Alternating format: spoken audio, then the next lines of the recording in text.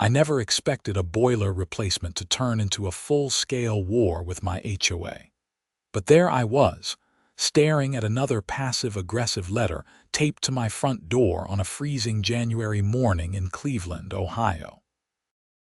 My name is Yates Dalton, and I have been living in the Meadowbrook Estates community for the past 7 years. The place looked perfect when I bought my townhouse back in 2018.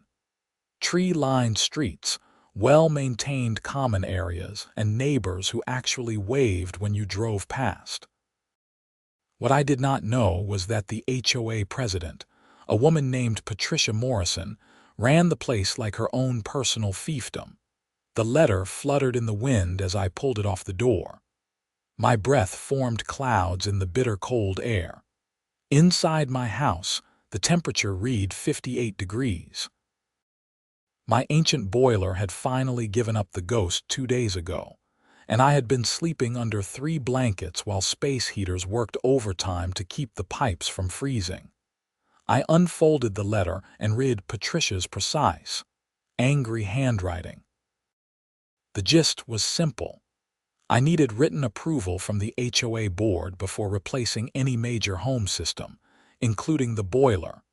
Any contractor I hired needed to be on their approved vendor list. Failure to comply would result in fines starting at $500 per day. The thing was, I had already called a heating contractor. Mark Jenkins from Efficient Home Solutions was scheduled to come out that afternoon to give me an estimate. He had excellent reviews online and specialized in modern, energy-efficient systems. My current boiler was 30 years old and had been hemorrhaging money through my heating bills every winter. Last month alone, I paid $470 to heat a 1,500-square-foot townhouse. I crumpled the letter and shoved it in my pocket, then headed inside to make coffee. My hands were numb. The kitchen faucet ran cold, and I thought about how much worse this could get if I waited for HOA approval. I had looked through the community bylaws before. The approval process could take up to 30 days, and that was if they felt cooperative. My phone buzzed. It was my neighbor, Tom Richards, from 3 doors down. "Hey man, saw Patricia creeping around your place this morning," he texted. "She looked angry. Everything okay?" I called him instead of texting back. Tom answered on the first ring. "She left me a nastogram about the boiler," I said. "Apparently I need permission to not freeze to death in my own house." Tom laughed, but it sounded bitter. "Yeah, she tried that crap with me last year when I wanted to replace my water heater. I ended up using one of their approved vendors. Guy charged me twice what anyone else quoted, and the work was mediocre at best. Pretty sure Patricia gets kickbacks." That made my blood boil, and not in a way that would warm me up. "Are you serious?" "I cannot prove it, but yeah. The approved vendor list is basically 3 companies, and they are all overpriced. My brother-in-law is a contractor, and he said those prices were insane." We talked for a few more minutes before I let him go. I spent the rest of the morning researching Ohio HOA laws and what they could and could not control. Turns out, HOAs had broad authority, but there were limits. Emergency repairs were generally exempt from approval requirements, and a failed boiler in January definitely qualified as an emergency. Mark showed up right on time at 2 in the afternoon. He was a guy in his mid-40s, wearing a thick work jacket with his company logo embroidered on the chest. We shook hands, and I led him down to the basement where my deceased boiler sat in silent judgment. "Phew," Mark said, examining the old beast. "This thing is ancient. I am surprised it lasted this long, honestly." "Is it repairable?" He shook his head. "Even if I could patch it up, you would be throwing money away. These old models are incredibly inefficient. I am talking 70, maybe 75% efficiency if you are lucky." "What would you recommend?" Mark pulled out a tablet and started showing me options. He explained the difference between traditional boilers and modern condensing boilers. The new systems could hit 95% efficiency or higher.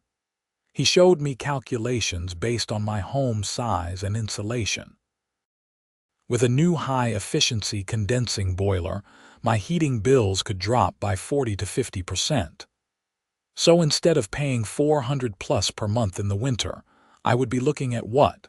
Probably around $200, $220, Mark said. And that is being conservative. If you really optimize your thermostat settings, you could get it even lower. The estimate he gave me was reasonable. $7,800 for a top-of-the-line Navion condensing boiler, fully installed with a new digital thermostat and zone controls. It was not cheap, but it was not outrageous either. More importantly, the system would pay for itself in energy savings within 5 years. How soon can you start? I asked. I can have my crew here tomorrow morning if you want. We can knock it out in a day, maybe a day and a half at most. I thought about Patricia's letter. I thought about 30 days of freezing. I thought about the approved vendor list and probable kickback schemes. Do it, I said. Tomorrow morning works perfect. We shook hands again, and Mark said he would email me the contract within the hour. After he left, I felt good about the decision. I was taking control of my own home and my own comfort. What I did not anticipate was just how nuclear Patricia Morrison would go. The next morning arrived with Mark and his 2-person crew showing up at 8 sharp. They were professional, friendly, and clearly knew their stuff. They started hauling equipment down to the basement while I made coffee and tried to get some work done. I ran a small consulting business from home, so being around during the installation was not a problem. Around 9:30, I heard aggressive knocking on my front door. The kind of knocking that said someone wanted to break through the wood with their fists. I knew who it was before I even opened the door. Patricia Morrison stood on my porch, her face red with fury. She was a woman in her late 50s, with that specific haircut that seemed to be standard issue for angry HOA presidents. Her designer coat probably cost more than my heating bill, and her eyes blazed with righteous indignation. "Mr. Dalton, what exactly do you think you are doing?" she demanded before I could even say hello. "Good morning, Patricia. I am replacing my boiler. It died 2 days ago and I need heat. You did not get approval from the board. You did not use an approved vendor. You are in direct violation of our community bylaws." I kept my voice calm and level. "It is an emergency repair. The bylaws have an exception for emergencies. There is no exception that allows you to hire random contractors without board approval," she snapped. "I need you to stop this work immediately." "That is not going to happen. It is 20 degrees outside and I have been without heat for 2 days. This qualifies as an emergency by any reasonable standard." Patricia's lips pressed into a thin line. "You will be fined $500 per day until you comply with board requirements. And if that contractor damages any common area property or utilities, you will be held personally liable. The work is entirely within my unit. There is no common area involved. The gas lines run through common areas. The exhaust venting may require exterior modifications. Everything you are doing should have been reviewed and approved by our board first." I could feel my patience wearing thin. "Look, Patricia, I understand the HOA has rules, but I am not going to freeze in my own home while waiting for a bureaucratic process. The work is being done by a licensed, insured contractor. Everything will be up to code. There is no reasonable objection to this. The objection is that you are violating our bylaws." Her voice had risen to a near shout. "Do you think you are special? Do you think the rules do not apply to you?" One of Mark's crew members appeared behind me, looking uncomfortable.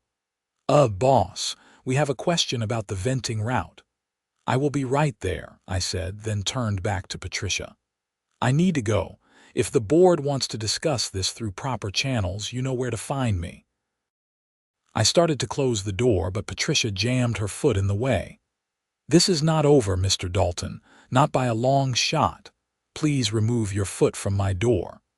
She glared at me for another few seconds before stepping back. I closed the door and locked it, my heart pounding. This was already escalating faster than I expected. The installation continued without further interruption that day. Mark's crew was efficient and thorough. They removed the old boiler, which looked even sadder sitting in pieces on my driveway, and installed the sleek new Navien system. The difference was immediately apparent. The new boiler was maybe a quarter of the size, whisper quiet, and the digital display showed real-time efficiency ratings. By 6 that evening, Mark was showing me how to use the new thermostat controls.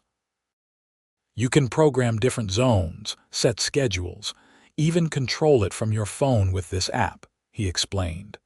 "The system will learn your patterns and optimize itself over time." We fired it up together, and within 20 minutes I could feel warm air flowing through the vents. Real, consistent heat. It felt like a miracle after 2 days of cold. "You are going to love this system," Mark said as he packed up his tools. "I guarantee your next heating bill will shock you in a good way." After they left, I walked through my warming house and felt genuinely happy with the decision. The installation had been smooth, the work looked professional, and I was finally comfortable in my own home again. I figured Patricia would huff and puff for a while, maybe send some threatening letters, but ultimately there was nothing she could really do about a completed emergency repair. I was wrong. 3 days later, I received a certified letter from the Meadowbrook Estates HOA board. Inside was a formal notice of violation and a fine schedule. $500 per day starting from the date of installation, totaling $1,500 so far, with the meter still running. Additionally, they were demanding I remove the new boiler and restore the property to its original condition, or provide documentation proving the old boiler was beyond repair, and present 3 alternative quotes from approved vendors. The letter was signed by all 5 board members: Patricia Morrison, President; Linda Greenhouse, Vice President; Robert Clarkson, Treasurer; Susan Yamamoto, Secretary; and David Chen, Member-at-Large. I called Tom immediately and read him the letter. "They cannot be serious," Tom said. "That is insane. It gets better. They want me to rip out a brand new boiler and either reinstall the broken one or get quotes from their approved vendors, which is impossible because your old boiler is trash and their approved vendors will charge double." "Exactly." Tom was quiet for a moment. "You need a lawyer, man. This is beyond typical HOA nonsense." He was right. I spent that evening researching real estate attorneys in Cleveland. I found a firm called Riverside Legal Associates that specialized in HOA disputes.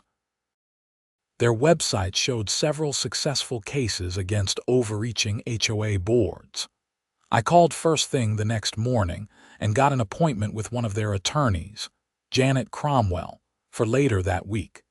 In the meantime, the fines kept accumulating according to the HOA's letter.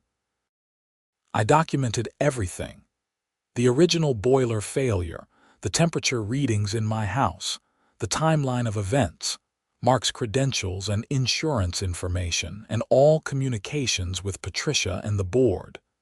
Janet Cromwell turned out to be exactly what I needed. She was a woman in her early 40s, sharp as a tack, with an obvious distaste for HOA overreach. I met her in her office overlooking the Cuyahoga River and laid out the entire situation. She reviewed my documents carefully, occasionally making notes on a legal pad. When I finished, she leaned back in her chair and smiled. "This is actually pretty straightforward," she said. Ohio law is clear that HOAs cannot prevent emergency repairs. A failed heating system in January absolutely qualifies. Their approved vendor requirement does not override your right to make your home habitable. So the fines are bogus, completely. In fact, we can go further. If they persist with this, we can argue harassment and possibly seek damages for their interference with your property rights. Relief washed over me. What do we do next? Janet pulled out a template letter on her computer. I am going to send them a formal response. We will cite the relevant Ohio statutes, explain why their actions are improper, demand they rescind the fines, and warn them against further harassment. Most HOA boards back down once a lawyer gets involved. And if they do not, then we file suit and make them explain to a judge why you should have frozen in your home for a month while waiting for their approval. She had the letter drafted within 20 minutes. It was beautiful. Professional but firm, laying out the legal issues in language even Patricia could not misinterpret. Janet said she would send it via certified mail and email that afternoon. I left her office feeling much better. This was going to blow over. Patricia and her board would realize they had overstepped, rescind the fines, and I would go back to enjoying my new energy-efficient heating system. Again, I was wrong. 4 days after Janet sent her letter, I came home to find a truck from the gas company parked in front of my townhouse. A technician was standing at my gas meter with a lockout device. I parked quickly and ran over. "Wait, what are you doing?" The technician, a young guy who looked uncomfortable, held up a work order. "I have an order to disconnect gas service to this address." Safety concern reported by the Homeowners Association. What safety concern? There is nothing wrong with my system. Says here unauthorized modifications to gas appliances, potential hazard. I am required to shut off service until an inspector clears it. My mind raced. This was Patricia's doing. She could not force me to remove the boiler, so she was making my house unlivable another way. "Can you wait 1 second? Please, let me make a phone call," the tech shrugged. "I can give you a few minutes, but I have to complete the order." I called Janet's office. Her assistant put me through immediately. "They are trying to shut off my gas," I said, the words tumbling out. "There is a gas company tech at my house right now with a disconnection order." Janet's voice went cold. "Tell the technician to wait. I am calling the gas company directly. Do not let him disconnect anything until you hear back from me." I relayed the message. The tech agreed to wait in his truck while his supervisor and my lawyer sorted things out. I stood there in my driveway, furious and helpless, while strangers decided whether I would have heat and hot water. 20 minutes later, the tech got a call. I watched his face as he listened, said a few words, then hung up. "Your lawyer got it stopped," he said, walking back over. "But the work order is just suspended, not canceled. The gas company wants an independent inspection of your heating system within 48 hours, or they will have to complete the disconnection." "Fine. I will arrange it. Thank you for waiting." After he left, I called Janet back. She was already ahead of me. "I am sending an inspector from a third-party certification company tomorrow morning," she said. "They will do a complete safety inspection of your new boiler system and provide documentation that everything is up to code. Once the gas company has that, this nonsense ends." How did Patricia even get the gas company to issue a disconnection order? She lied. Plain and simple. She reported an emergency safety hazard. The gas company has to respond to those reports. What she did is actually illegal, filing a false safety report with a utility company. Can we use that? Oh, we are definitely going to use that. I am drafting a much stronger letter tonight. If they do not back down completely, we are going to bury them. The inspector showed up the next morning at 9. His name was Frank Torres, and he worked for Midwest Safety Inspections, an independent certification company. He spent 2 hours examining every aspect of the new boiler installation. He checked the gas connections, the venting, the electrical work, the clearances, everything. When he finished, he signed off on a detailed report. "This is one of the cleanest installations I have seen in months," Frank said. "Whoever did this work knew what they were doing. Everything is perfect, better than code, actually." He sent the report directly to the gas company and gave me copies for my records. Janet got a copy too. By that afternoon, the gas company officially closed the work order and sent a letter apologizing for the inconvenience, but the damage was done. I had lost 2 days to stress and worry. I had paid Janet for additional hours of work, and I was now absolutely determined to make sure Patricia and her board faced consequences. Janet's second letter went out the next day. This one was not polite. It outlined Patricia's false safety report, the attempted gas disconnection, the bogus fines, and the harassment campaign. It demanded immediate rescission of all fines, a written apology, and reimbursement of my legal fees. It also put them on notice that we were prepared to file suit for harassment, interference with property rights, and potentially pursue criminal charges for the false safety report. The board met in emergency session that weekend. Tom texted me updates since his wife was friends with Susan Yamamoto, the board secretary. "Susan says Patricia is losing her mind," Tom wrote. "Apparently the other board members are freaking out about potential legal liability. Linda and David want to just rescind everything and move on." That sounded promising. Maybe sanity would prevail after all, but Patricia was not done fighting. The board's official response came 3 days later. They agreed to reduce the fines to 0, but only as a one-time courtesy. They maintained that my actions had violated the bylaws and that future violations would be subject to the full fine schedule. They did not apologize, did not acknowledge any wrongdoing regarding the gas company incident, and did not agree to reimburse my legal fees. Janet read the letter and shook her head. "They are trying to save face while technically giving you most of what you want, but this language about future violations is a problem. They are setting up to do this again if you need any other repairs. So what do we do? We can accept this and move on, or we can push for everything, which means filing suit. That will cost you more in legal fees upfront, but if we win, they pay everything plus damages." I thought about it. The fines were gone. My boiler was working great. My first full heating bill had just arrived, and it was $218 in January. For a month where the old boiler would have cost me close to $500. The new system was already proving its worth, but I thought about what Patricia had tried to do. The false safety report could have left me without heat for days or weeks. She had weaponized a utility company against me, and her response letter made it clear she did not think she had done anything wrong. "I want to push," I said. "This is not just about me. What if she does this to someone else?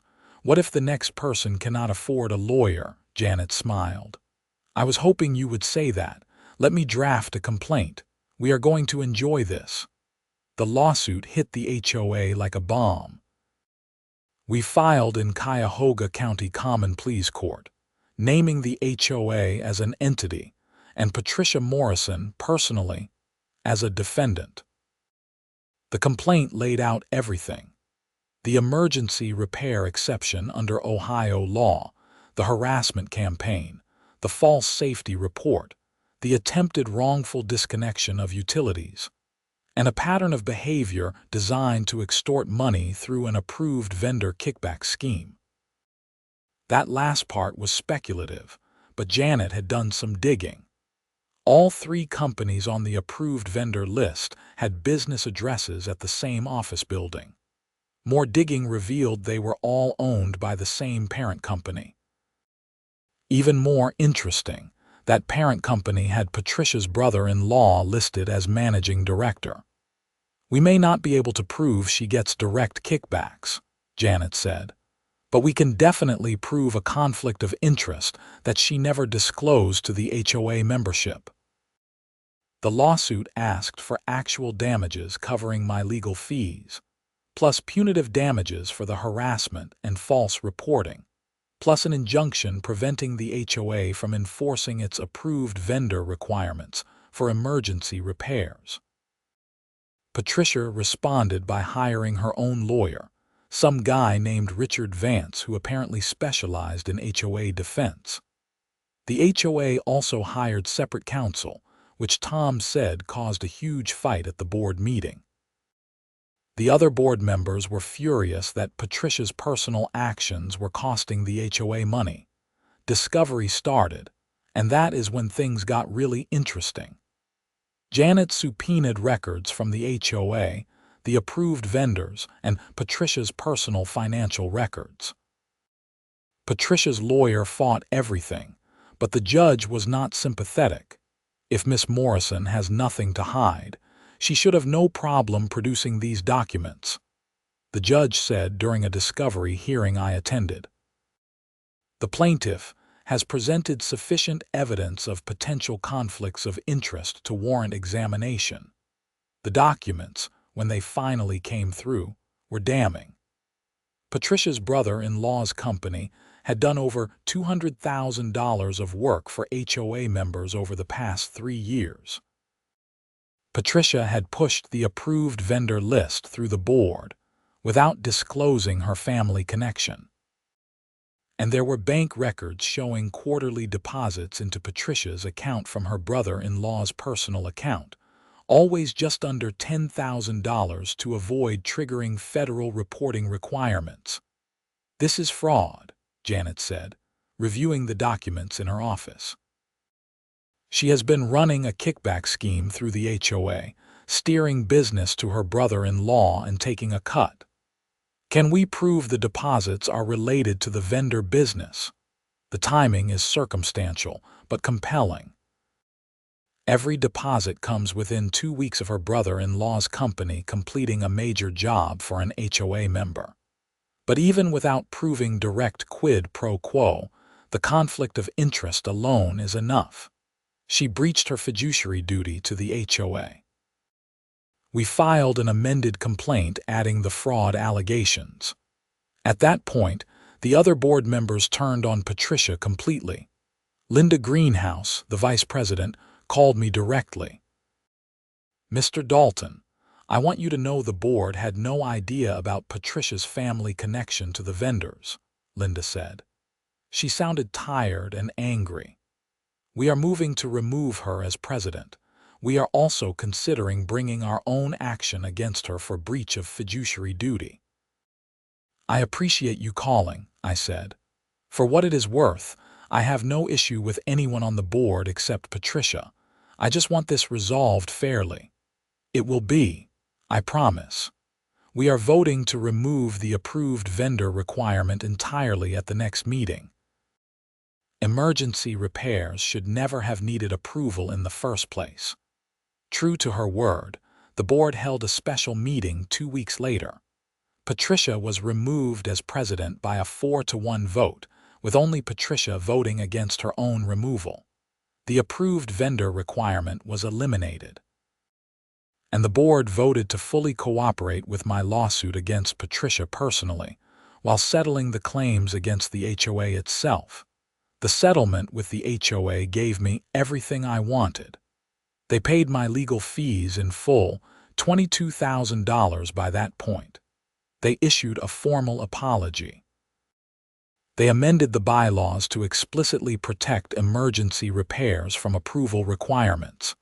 And they agreed to send notice to all HOA members about the changes and the reasons for them. Patricia, however, refused to settle.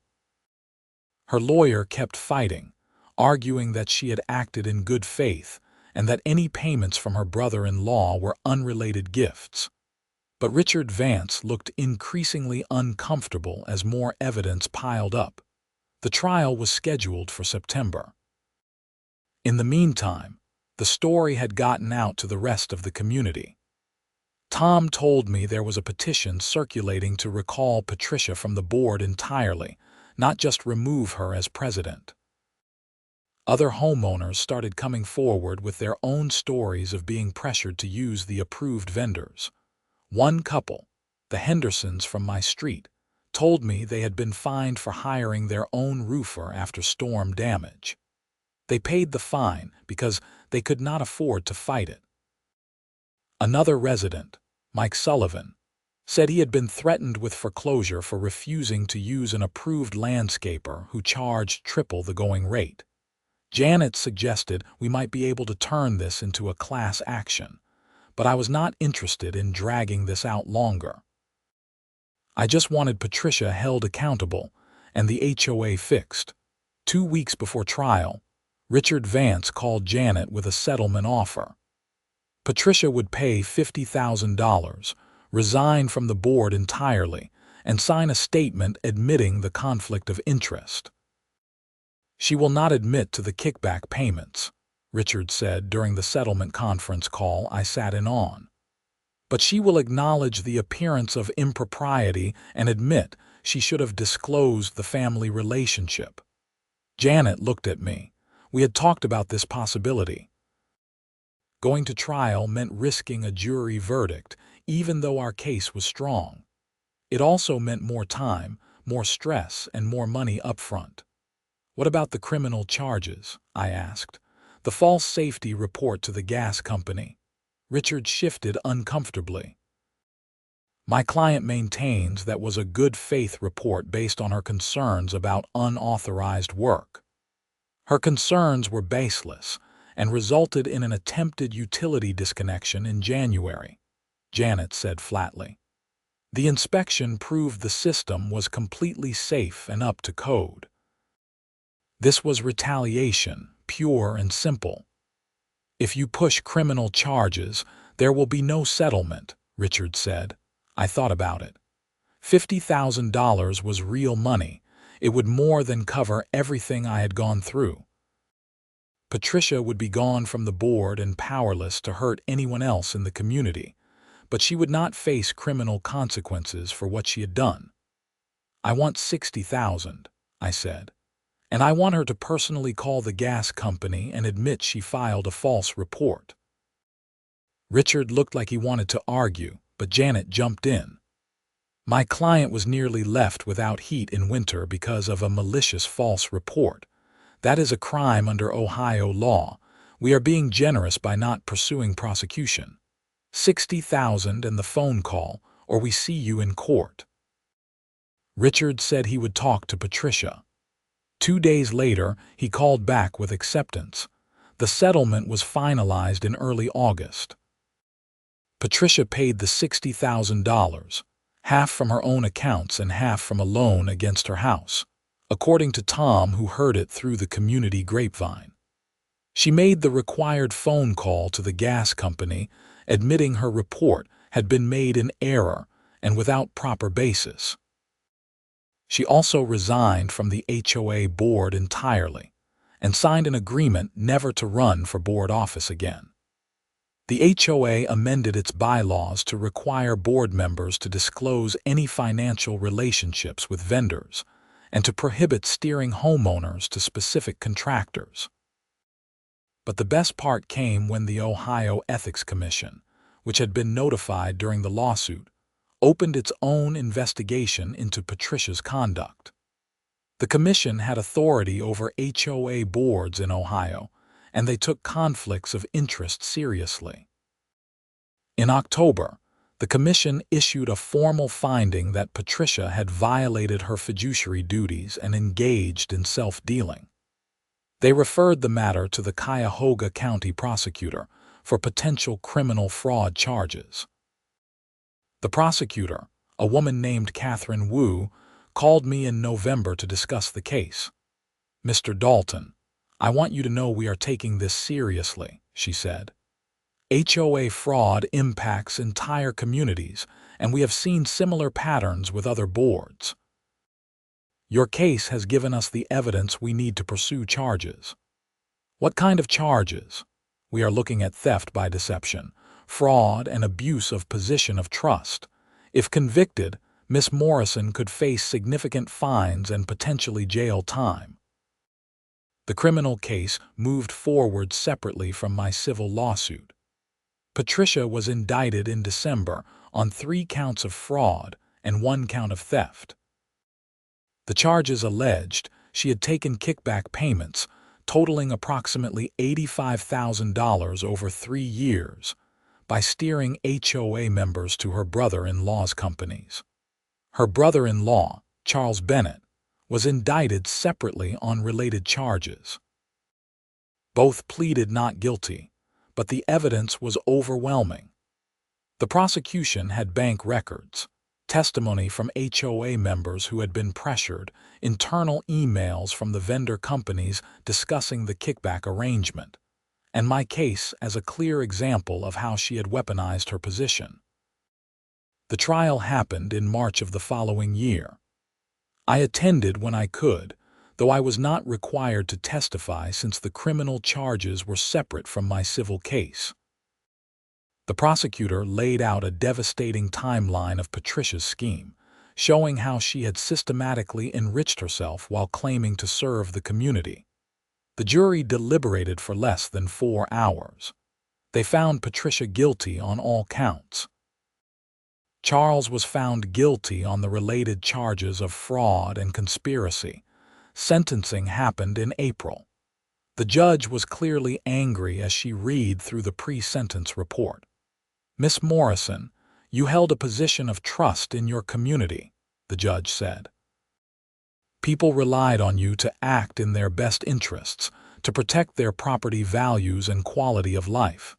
Instead, you exploited that trust for personal gain. You stole from your neighbors. And when someone challenged you, Mr. Dalton in this case, you retaliated by filing false reports that could have left him without heat in winter. This is serious criminal conduct. Patricia was sentenced to 18 months in county jail, followed by 3 years of probation. She was also ordered to pay restitution to the HOA and affected homeowners, totaling over $150,000. Charles got a similar sentence. After the sentencing, Catherine Wu found me in the hallway outside the courtroom. "Thank you for standing up to her," she said. "If you had just accepted her initial response, she would still be out there running her scheme."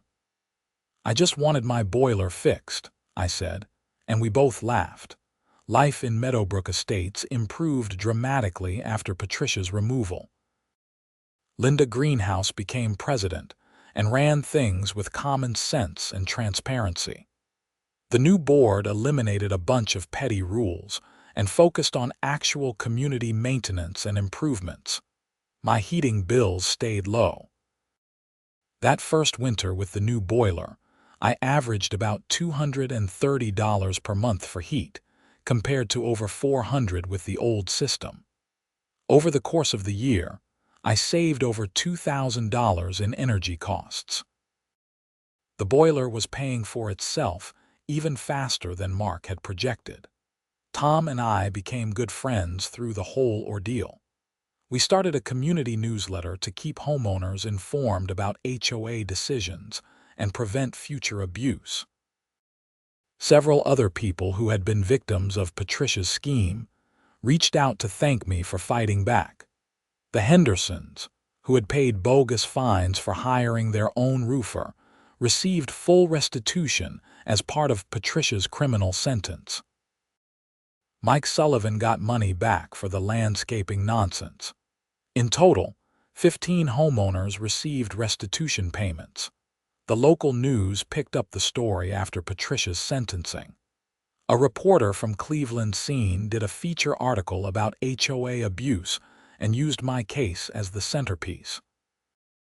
The article generated a lot of discussion about reforming HOA regulations in Ohio.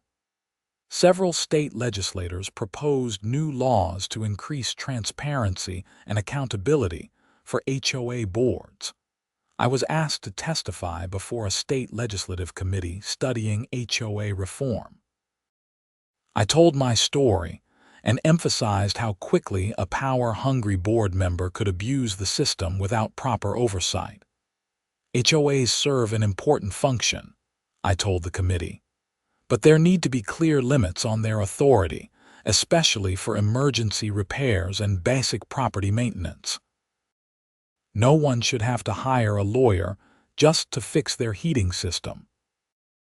The legislature eventually passed new reforms that created an HOA ombudsman position in the Attorney General's office, required detailed financial disclosures from board members, and explicitly protected emergency repairs from approval requirements. It was not perfect, but it was progress. As for me, I stayed in Meadowbrook Estates. After everything that happened, I thought about moving, but I realized I actually liked the community. Most of my neighbors were good people. The location was convenient for work. And my townhouse, with its new efficient boiler, was genuinely comfortable and affordable to operate. I even joined the HOA board eventually, running unopposed for a seat that opened up when David Chen moved out of state. I figured after everything I had been through, I had earned the right to help shape how the community was run. My main focus was keeping things simple and fair, and making sure we never went back to the petty tyranny of the Patricia Morrison era. Mark from Efficient Home Solutions became something of a local celebrity too.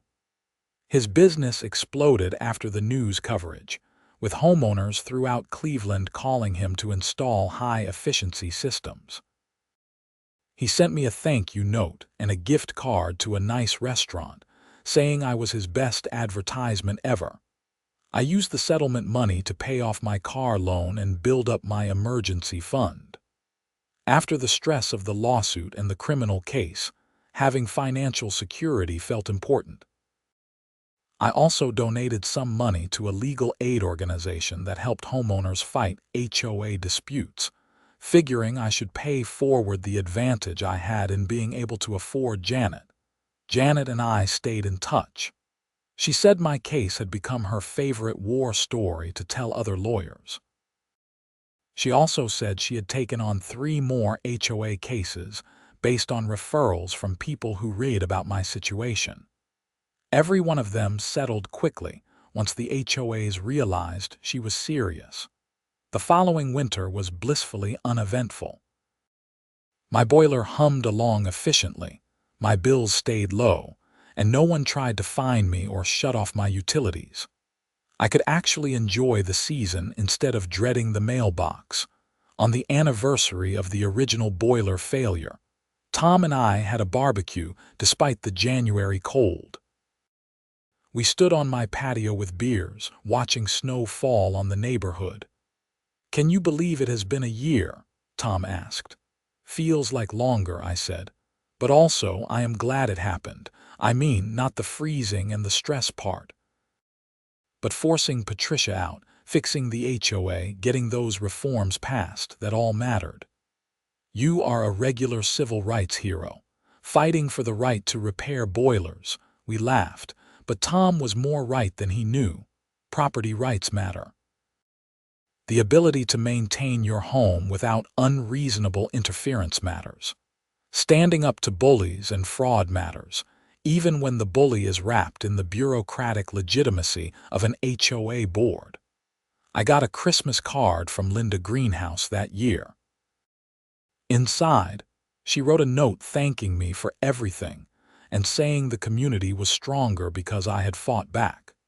She also mentioned that several other HOAs in the area had reformed their own policies after reading about our situation. Patricia got out of jail after serving 14 months with good behavior. I heard she moved to a different part of Cleveland to live with her daughter. Charles's vendor companies went bankrupt during his incarceration. The approved vendor scheme was well and truly dead. Some of the other board members from Patricia's era had quietly resigned or chosen not to run for re-election. The new board was younger, more diverse, and way more reasonable. They actually surveyed homeowners about priorities instead of dictating from on high. My consulting business did well that year too. The discipline I had learned from documenting everything during the HOA fight translated into better business practices. I was more organized, more assertive with clients, and better at standing up for fair treatment. I started dating someone I met through the community newsletter, a woman named Diana Brooks who had moved into the neighborhood just after the Patricia drama ended. She found the whole story hilarious when I eventually told her about it. "So you are telling me this entire relationship only exists because you refused to freeze to death and fought the HOA?" Deanna asked one night over dinner. "I mean, when you put it that way, it sounds ridiculous." "It is ridiculous, but also kind of heroic. My boyfriend, the boiler warrior." We both laughed, and I realized how much my life had changed in 2 years. A broken boiler had led to a legal war, criminal charges, legislative reform, and somehow, unexpected happiness. The new heating system kept performing beautifully. Mark had been right about everything. My total heating costs for the second winter with the new boiler averaged just under $220 per month. The system had paid for itself in energy savings in less than 4 years, even accounting for the legal fees, which the settlement had covered anyway. I ran the numbers one evening, calculating total savings. Over the expected 20-year lifespan of the new boiler, I would save approximately $60,000 in energy costs compared to keeping an old, inefficient system. That was real money. That was retirement savings, vacation funds, or just financial security. More than that, I was comfortable. My house maintained perfect temperature with minimal effort. The programmable thermostat meant waking up to warmth instead of cold floors. The zone controls meant I could heat the rooms I actually used without wasting energy on the guest room. The environmental impact mattered too.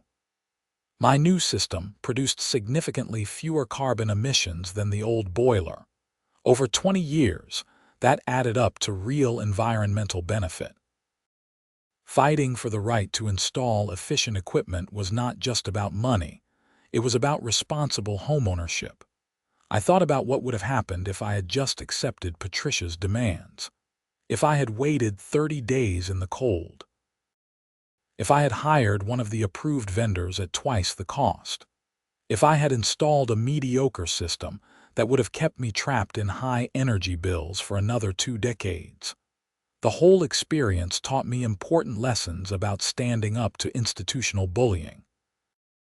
HOA, like any organization with power over people, could become corrupt without accountability. Individual homeowners felt powerless against board authority and the threat of fines or liens. But the system worked when you fought back through proper channels. The courts took property rights seriously.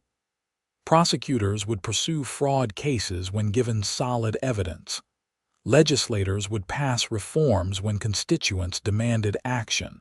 None of that happened automatically, though. It required someone willing to fight, willing to spend money on lawyers, willing to endure stress and uncertainty. I was lucky I could afford it. Not everyone could. That was why the legislative reforms mattered so much.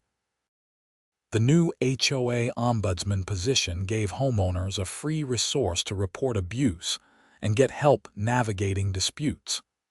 The financial disclosure requirements made schemes like Patricia's much harder to hide. The emergency repair protections gave everyone the right I had to fight for. Spring arrived and the heating season ended.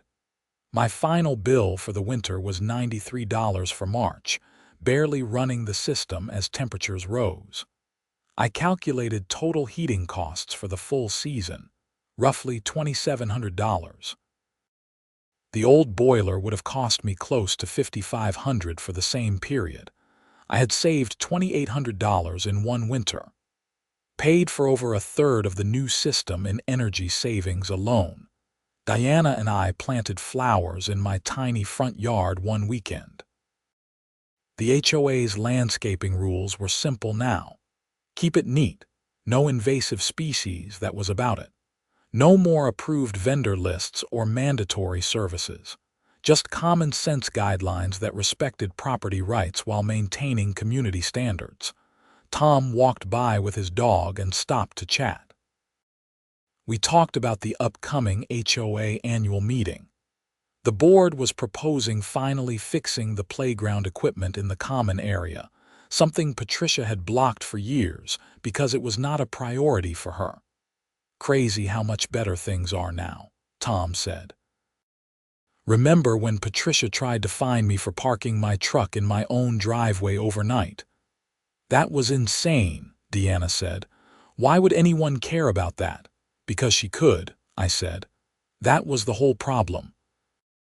She had power and no accountability, so she used it to control people and make money. We stood there in the spring sunshine, talking about normal neighborhood stuff. Kids playing in the street, someone's dog that barked too much, the pothole on Maple that needed fixing. Regular problems that regular people solved through regular conversation. The annual meeting happened in May. The attendance was huge because people actually cared about HOA business now. Linda presented the financial report, showing exactly where community funds went. Everything was transparent. No mysterious payments to preferred vendors. No unexplained expenses. The members voted to approve the playground repairs, fund additional streetlight maintenance, and increase the emergency fund for unexpected common area repairs. All sensible, straightforward decisions made by people who actually had the community's interests at heart. After the meeting, several homeowners came up to thank me again for fighting Patricia. One older couple, the Washingtons, told me they had been planning to sell and move because of HOA harassment, but they loved the community now and planned to stay. You did not just help yourself, Mrs. Washington said. You helped all of us. That summer was peaceful. I worked, spent time with Deanna, barbecued with Tom, and enjoyed my home without legal drama or HOA threats. The new boiler sat quietly in the basement, waiting for winter, maintaining my hot water supply efficiently and reliably. I thought sometimes about Patricia sitting in county jail, then getting out to rebuild her life in disgrace. Part of me felt bad for how far she had fallen, but mostly I felt satisfied that justice had been served. She had hurt people. She had stolen from her neighbors. She had weaponized her position for personal gain. The consequences were appropriate, even if they were severe. In late summer, I got a call from a homeowner in Columbus who had read about my case. He was facing similar HOA problems with a roof replacement. I spent an hour on the phone walking him through what I had learned, giving him Janet's contact information, and encouraging him to stand up for his rights. The HOA is counting on you being too scared or too tired to fight, I told him. But you have rights. Document everything, get a good lawyer, and do not let them bully you. He called back a month later to say his HOA had backed down completely once his lawyer got involved. They had tried the same intimidation tactics Patricia used, but they folded immediately when faced with legal action. His roof was replaced, his home was protected, and he had paid a fraction of what the approved vendors wanted to charge. That became a pattern. People reached out, I shared my experience, they stood up to their HOAs, and the HOAs backed down. Turns out most HOA boards, when confronted with actual legal opposition, realized they had overstepped. The ones that did not back down typically faced the same fate as Patricia. Lawsuits they lost, financial penalties, and sometimes criminal charges. The word spread through HOA communities across Ohio. Property owners had rights. Emergency repairs were protected. Vendor kickback schemes were illegal. Fight back and you could win. Diana moved in with me that fall. She had been renting an apartment across town, and it made sense to consolidate. My townhouse had plenty of space, the heating bills were low, and the HOA was now reasonable. I never thought I would date someone and inherit their HOA drama legacy, she joked while unpacking boxes. But at least you already fought the war. I just get to enjoy the peace. Winter came again, and the boiler performed flawlessly. My heating bills stayed consistent with the previous year, around $200 to $250 per month, depending on how cold it got. Deanna was amazed at how comfortable the house stayed with such reasonable costs. My old apartment cost almost $300 a month to heat, and it was smaller than this place and still always cold, she said. This system is incredible. I told her about Mark's installation, the efficiency ratings, the zone controls. She appreciated the technical details, but mostly she just enjoyed being warm without breaking the bank. Tom and his wife hosted a neighborhood Christmas party that year. Most of the street showed up. Linda was there, along with several other board members. We all talked about community stuff, but nobody missed the old days of Patricia's reign of terror. Remember when she tried to ban Christmas lights after New Year's Day? Someone said, and everyone groaned in recognition. Or when she measured everyone's grass and sent violation notices if you were a quarter inch over 3 inches. Someone else added, we traded war stories for a while, then moved on to happier topics. The neighborhood was genuinely nice now. People looked out for each other. Problems got solved through conversation instead of violation notices. The HOA functioned as it should, maintaining common areas and enforcing reasonable standards, not controlling every aspect of homeowner life. I realized at some point during the party that I was happy. Genuinely, completely happy. My home was comfortable and affordable. My relationship with Deanna was strong. My business was doing well. My community was healthy and functional, all of that traced back to refusing to accept Patricia's unreasonable demands about a boiler replacement. Standing up to that one instance of overreach had created ripples that touched everything else. It had given me confidence in other areas of life. It had connected me with neighbors like Tom who became real friends. It had led indirectly to meeting Deanna. It had forced reforms that helped countless other homeowners. One broken boiler had changed my entire life trajectory, all because I refused to freeze and decided to fight back. The second anniversary of the original boiler failure passed quietly. I mentioned it to Diana over dinner. 2 years ago today, I was sleeping under 3 blankets in 50-degree temperatures, waiting for Mark to install the new system while Patricia threatened me with fines. Deanna raised her wine glass. Here is to warm houses, reasonable HOAs, and boyfriends stubborn enough to fight City Hall. Or HOA Hall, whatever. We clinked glasses and laughed. Later that week, I got an email from Catherine Wu, the prosecutor who had handled Patricia's criminal case. She was leaving the prosecutor's office to teach law at Cleveland State University. She wanted me to know that my case had inspired her to focus on consumer protection and HOA law. Your willingness to stand up to abuse and see it through to justice made a real difference, she wrote. That case led to legislative reform and criminal accountability for HOA fraud. Thank you for being willing to fight.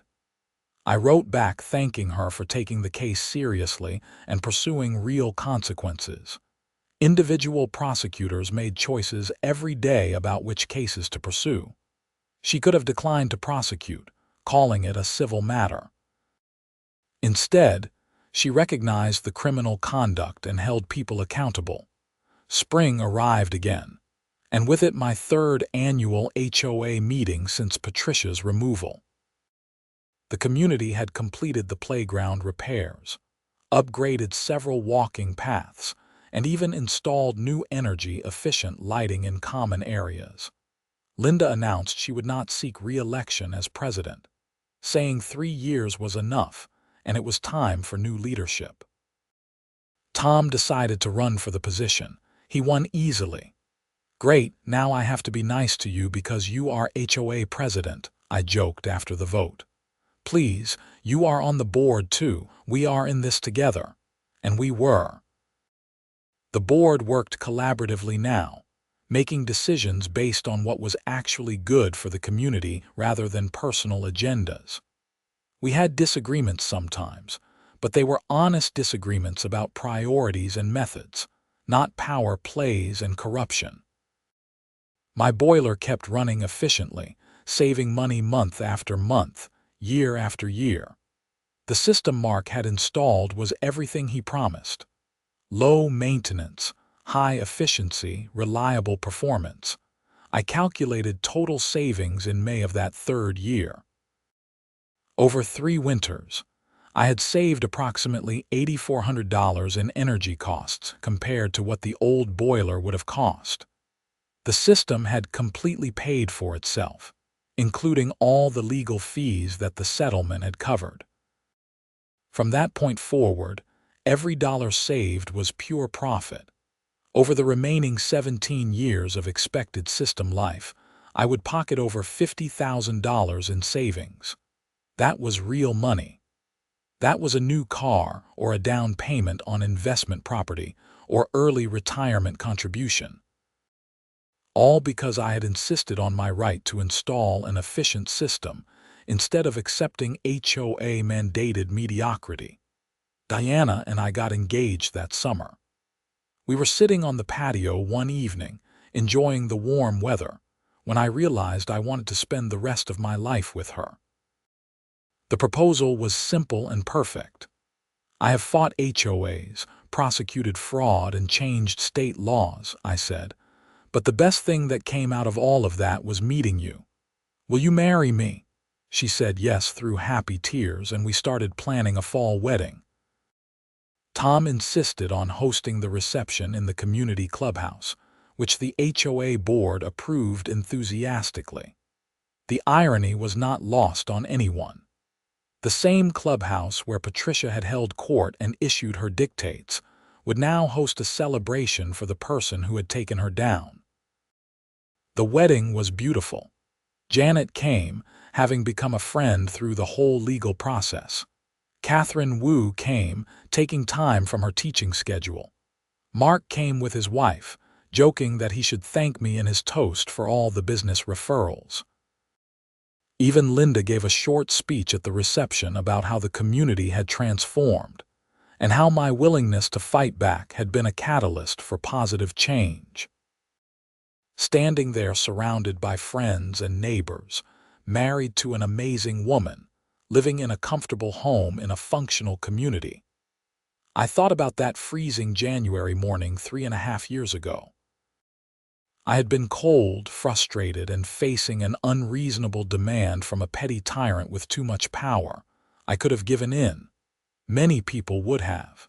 It would have been easier to just comply, pay the extra money, avoid the conflict. But I had decided to stand up for what was right. To fight for my property rights, to refuse to be bullied. That decision had cost time, money, and stress in the short term. But in the long term, it had led to justice, reform, savings, friendships, and ultimately happiness. Deanna and I honeymooned in Colorado, hiking in the mountains and enjoying the crisp fall air. When we returned home, the first cold snap of the season had arrived. The boiler kicked on automatically, warming the house to our programmed temperature. Everything worked perfectly, as it always did. I checked the thermostat out of habit, seeing the efficiency rating displayed proudly. 96%. The system was performing exactly as designed, converting nearly every dollar of energy into useful heat for my home. Patricia was presumably somewhere rebuilding her life after jail, probably bitter about how things had turned out. Her brother-in-law's business was gone, his reputation destroyed. The HOA had been reformed from top to bottom. State laws had been changed to protect other homeowners. And I had a warm, comfortable, affordable home with the woman I loved. That is what standing up to bullies gets you. Not just victory in the immediate fight, but lasting positive change that ripples outward in ways you cannot predict. My boiler hummed quietly in the basement, efficiently heating my home and saving me money every single day. It was just a machine, just a household appliance, but it represented something more. It represented the right to make my own choices about my own property. The right to be comfortable in my own home. The right to refuse unreasonable demands from people who thought power meant they could control others. And it represented something even more important, the principle that ordinary people can fight back against institutional abuse and win. You just have to be willing to stand up, document everything, get good help, and refuse to back down when you are in the right. Winter settled over Cleveland and my heating bills stayed low. My house stayed warm and my life stayed happy. All because I had refused to freeze and fought for my rights. And that made every moment of the struggle worth it.